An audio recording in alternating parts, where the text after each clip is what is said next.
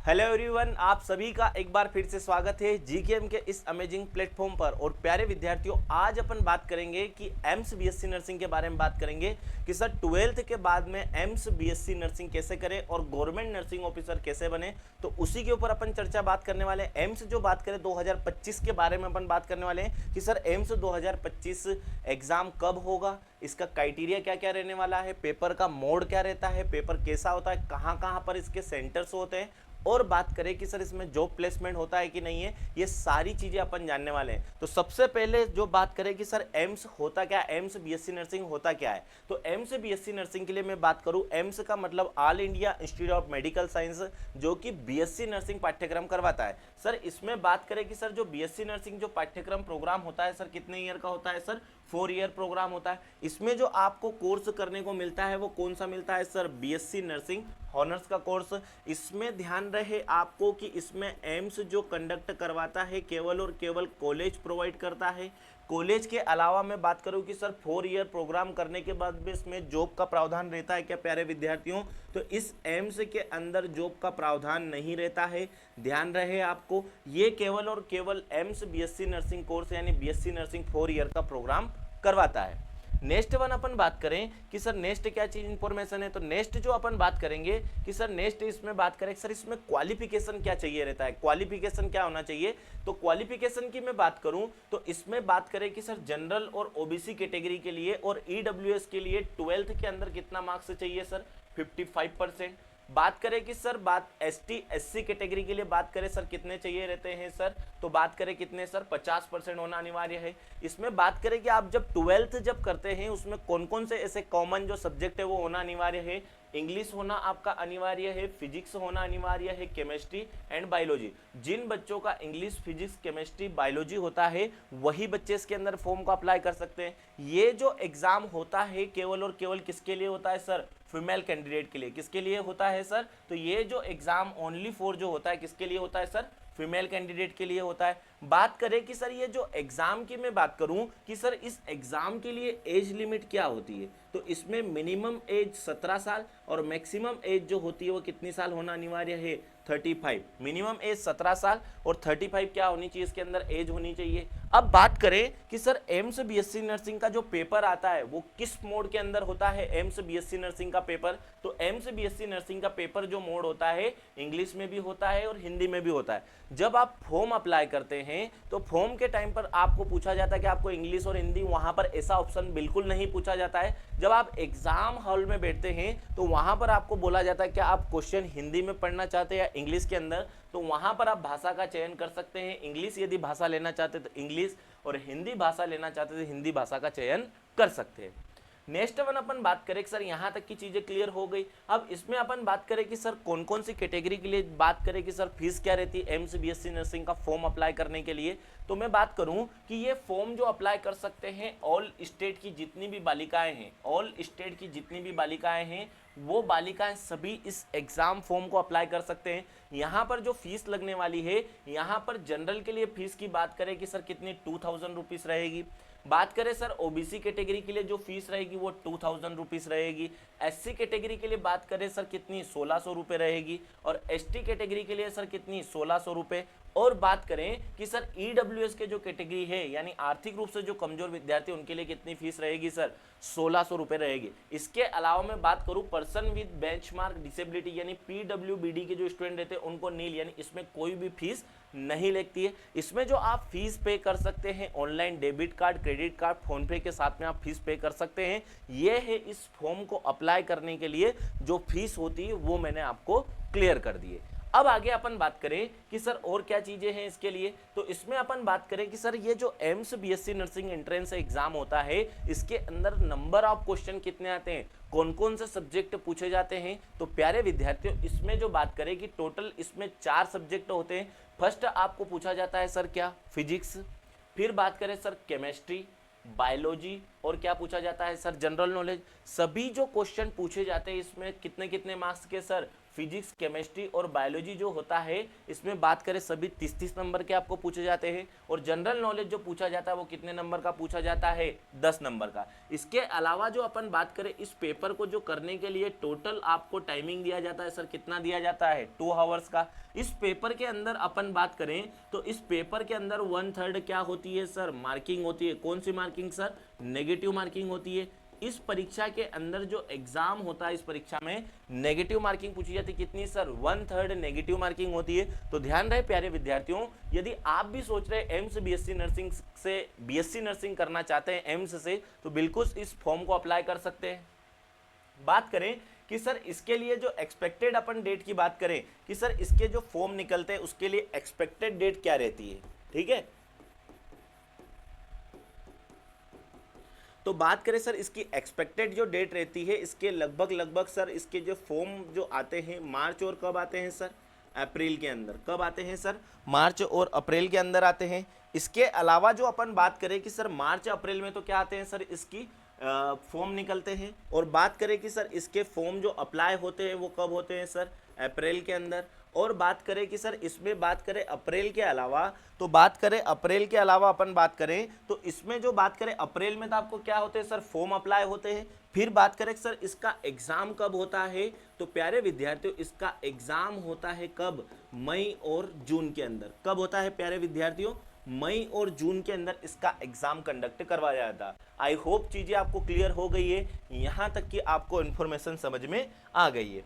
अब आगे अपन बात करें कि सर जो AIIMS BSc nursing entrance exam होता है इसमें कितनी सीटें अवेलेबल रहती है, कहां पर एम्स होते हैं, तो इसमें लगभग 17 एम्स होते हैं जिनके अंदर AIIMS BSc nursing entrance exam जो होता है उसके तहत बीएससी नर्सिंग के कोर्सेज करवाए जाते हैं। अब इस बीएससी नर्सिंग कोर्सेज के लिए अपन बात करें स्टेप बाय स्टेप, दिल्ली के अंदर 96 सीटें रहती है, भटिंडा के अंदर 60 सीटें, भोपाल के अंदर 90 सीटें अवेलेबल रहती है, भुवनेश्वर के अंदर 75 सीटें, बीबी नगर के लिए बात करें सर 60, बिलासपुर के लिए सर कितनी 40 सीटें, जो एम्स देवगढ़ है उसके लिए 60 सीटें, गोरखपुर के लिए सर 60 सीटें, जोधपुर के लिए 100, एम्स कल्याणी के लिए सर 60 सीटें और एम्स मंगलागिरी के लिए 100 सीटें।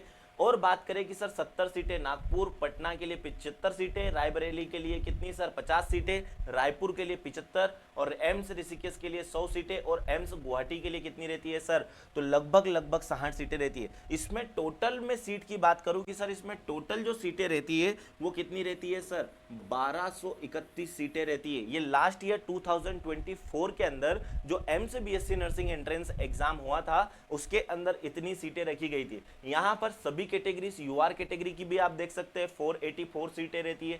ईडब्ल्यूएस की मैं बात करूं तो सर कितनी रहती है, 117 सीटें। ओबीसी के लिए बात करें तो 318 सीटें और बात करें सर एससी कैटेगरी के लिए 170 सीटें और एसटी कैटेगरी के लिए बात करें कितनी सर, 87 सीटें होती है, जहां पर आप एम्स बीएससी नर्सिंग करने जैसे सपने को पूरा साकार कर सकते हैं इन 17 एम्स के साथ में।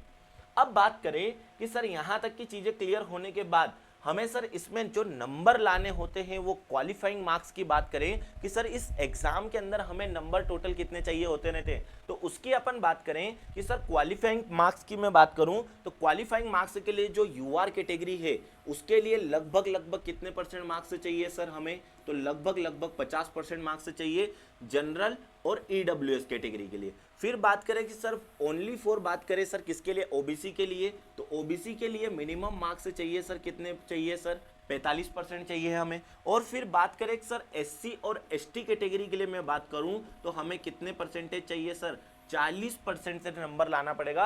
मान लीजिए आपका पेपर 100 नंबर का है या 100% का है तो उस 100% के अकॉर्डिंग मैं बात करूं तो क्वालिफाइंग जो मार्क्स चाहिए किसके लिए सर, जनरल वगैरह, ओबीसी, एसटी और एससी कैटेगरी के लिए लगभग इतने मार्क्स चाहिए। यदि आप भी सपना देख रहे हैं ना एम्स बीएससी नर्सिंग करने का तो ये आपके लिए सुनहरा मौका रहने वाला है, ये आपको मौका बिल्कुल भी गंवाना नहीं है। यदि आपने मौका गंवा दिया तो फिर आप 2026 के लिए 1 साल का इंतजार करना पड़े, तो काफी अच्छी अपॉर्चुनिटीज आपके लिए हैं, बिल्कुल आप यहां से बीएससी नर्सिंग कर सकते हैं। अब बात करें कि सर बहुत सारे बच्चे जो इस वीडियो को देख रहे होंगे मध्य प्रदेश से भी देख रहे होंगे, छत्तीसगढ़ से भी देख रहे होंगे, राजस्थान से भी देख रहे होंगे, पंजाब, हरियाणा, जितने भी राज्य वहां से देख रहे हैं, तो यहाँ पर अपन बात करें कि ये जैसे आपको देखने को मिला सर, इसके सिटी सेंटर्स कहाँ कहाँ पर होते हैं जहाँ पर ये एग्जाम कंडक्ट करवाए जाते हैं। तो मैं बात करूँ कि सर एग्जाम कंडक्ट की मैं बात करूँ सर, गुवाहाटी के अंदर होता है इसका एग्जाम सेंटर, पटना, रायपुर, चंडीगढ़, दिल्ली, बेंगलोर, ठीक है। इसके अलावा मुंबई, भोपाल, आपका भुवनेश्वर, जोधपुर, चेन्नई, देहरादून और कहां पर, कोलकाता। इन एग्जाम सेंटर है। मध्य प्रदेश में कहां पर करवाया जाता है सर, भोपाल के अंदर। राजस्थान के अंदर जो अपन बात करें जोधपुर के अंदर होता है, देहरादून, कोलकाता, सभी जगह एग्जाम कंडक्ट करवाया जाता है। अब मैं बात करूं कि सर इस एम्स बीएससी नर्सिंग को क्रैक करने के लिए हमें क्या स्ट्रेटजी चाहिए जिससे कि हम इस एग्जाम को क्रैक कर सकें और नर्सिंग में अपने सपनों को साकार कर सकें। तो प्यारे विद्यार्थियों, एम्स बीएससी नर्सिंग के लिए मैंने कुछ स्टडी प्लान आपके लिए बनाया है। जो स्ट्रेटजी है यही स्ट्रेटजी आपको मतलब करना है और यही स्ट्रेटजी के साथ में आपको पढ़ाई करना है। तो सबसे पहले तो आपको कंसेप्ट बेस्ड है, यानी जब भी आप पढ़ाई करने बैठ रहे हैं तो आपको एकांत वातावरण में बैठना है और पूरे फोकस के साथ में जो भी सब्जेक्ट पढ़ रहे हैं, मान लीजिए आप फिजिक्स पढ़ रहे हैं, केमिस्ट्री पढ़ रहे हैं, बायो या जीके यदि पढ़ रहे हैं, फुल फोकस के साथ में उस सब्जेक्टों को अच्छे से पढ़ना है, पूरा कंसेप्ट क्लियर रखना है। सेकंड नंबर पे मैं बात करूँ सर किन बुक्स को हमें प्रायोरिटी देना है, तो सबसे पहले मैं बात करूँ सर हमें एनसीईआरटी बेस्ड जितनी भी बुकें हैं उन सारी बुक्स का डाटा ऑथेंटिक रूप में पढ़ लेना है। यदि आपने डाटा ऑथेंटिक पढ़ रखा है तो किसी अदर बुक के अंदर आपको जाने की जरूरत नहीं है और वहां पर आपको किसी भी प्रकार का कंफ्यूजन नहीं होगा। इसके अलावा बात करें सर इसके लिए बेस्ट बुक, तो प्यारे विद्यार्थियों जीकेएम द्वारा इसकी बुक्स अवेलेबल है। Theory notes 11th plus 12th जो भी आपका सिलेबस आता है उसके लिए ये आपको नोट्स देखने को मिल रहे होंगे। ये नोट्स आप नीचे दिए गए स्क्रीन के ऊपर कॉल करके यदि आप कहीं पर भी हैं ऑल ओवर इंडिया, आप कहीं पर भी इस बुक को मंगवा सकते हैं और इन थ्योरी नोट्स के साथ में आप अपनी तैयारी कर सकते हैं। इसमें सारे सब्जेक्ट आपको देखने को मिल जाएंगे।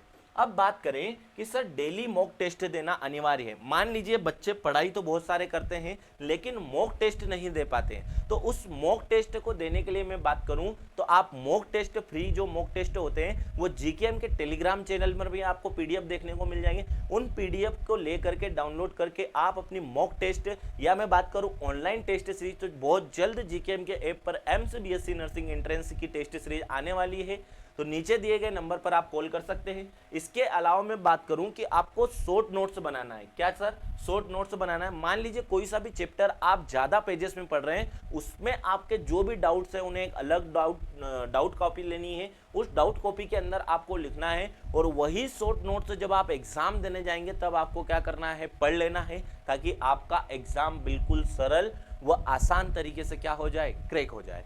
नेक्स्ट वन अपन बात करें कि फार्मूला चार्ट। सबसे पहले आपको ध्यान रहे फिजिक्स और केमिस्ट्री के अंदर फार्मूला चार्ट बिल्कुल आपके साथ में होना चाहिए कि सर इस एग्जाम्पल को कैसे सेट करना है, इसमें कौन सा फार्मूला लग रहा है या क्वेश्चन में कौन सा फार्मूला यूज होना है, वो क्वेश्चन जो फार्मूला बुक होती है वो आपके पास होना बने। फिर डाउट सॉल्विंग, यानी कि जो भी आपके डाउट्स आ रहे हैं, आप चाहे ऑनलाइन मोड से पढ़ रहे हैं या कहीं से भी ऑफलाइन मोड से पढ़ रहे हैं, तो आपको सबसे पहले अपने डाउट क्लियर करना है। जिस दिन आपको डाउट आया है कि सर ये डाउट आज निकल के आया है, सेम डे उसी क्वेश्चन जो रहता है उसी को आपको पूछना है। ऐसा नहीं कि ये सर क्वेश्चन का आज डाउट बना लो, उसको 4 दिन बाद पूछूंगा। यदि वो क्वेश्चन वहीं पर रह जाता तो वो क्वेश्चन वहीं छूट जाएगा और शायद आपको वही क्वेश्चन एग्जाम हॉल के अंदर देखने को मिल जाएगा। एक सबसे बड़ी चीज जो बताना भूल गया, इस एग्जाम का जो पेपर होता है मोड कैसा होता है, सीबीटी होता है, कंप्यूटर बेस्ड टेस्ट होता है। तो यदि आप भी एम्स से बीएससी नर्सिंग करना चाहते हैं और यदि आपका भी सपना है कि एम्स से मैं बीएससी नर्सिंग करूं, बीएससी नर्सिंग करने के साथ में मैं अपने और अपने परिवार का सपना साकार करूं, तो उसके लिए बिल्कुल आप तैयारी में लग जाइए। आपके एग्जाम में लगभग 2 से 3 महीने बचे हैं, तो उसकी तैयारी में लग जाइए। और यदि आप बायोलॉजी की डेली लाइव क्लासेस में जुड़ना चाहते थे, जीकेएम के 6 से 7 में डेली लाइव क्लासेस के साथ में जुड़ सकते हैं। और भी सेशंस होते हैं जीकेएम के यूट्यूब चैनल पर, वहां पर आप जुड़ सकते हैं। आई होप चीजें आपको क्लियर हो गई होगी और सारे डाउट अच्छे से मैंने क्लियर कर दिए हैं। यदि आपको ये इन्फॉर्मेशन अच्छी लगी हो तो अपने दोस्तों से जरूर शेयर करें और यदि आपका कोई डाउट रह गया तो वो बिल्कुल आपको कमेंट करना है। तो सो वीडियो के माध्यम से आज इतना ही। बने रहें आप जीकेएम के साथ, हंसते रहिए, मुस्कुराते रहिए और अपनी तैयारी को कंटिन्यू करते रहिए। धन्यवाद। जय हिंद, जय भारत।